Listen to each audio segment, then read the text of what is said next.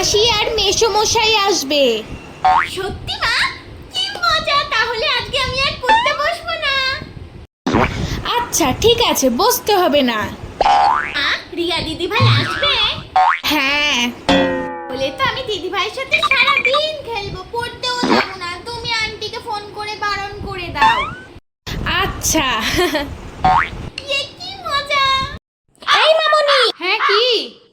কিছুক্ষণ পর তোর মাসি মেসো দিদি ভাই সবাই আসবে, খাট জামা কাপড় সবকিছু ভালো করে গুছিয়ে রাখ।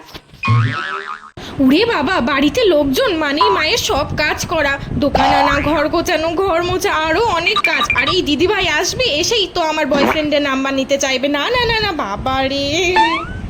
মা, আমায় যে কোচিং যেতে হবে। তুই যে কালকে বললি তোর কোচিং নাই। না না না না, কোচিং আছে। কালকে গ্রুপে আবার মেসেজ করে দিয়েছিল। থাকতে আর যেতে হবে না, আমি এত কাজ এক হাতে সামলাতে পারবো না। ধুর, ভাল লাগে না। এবার শুরু হবে মামুনি এটা আন, ওটা কর, সেটা আন।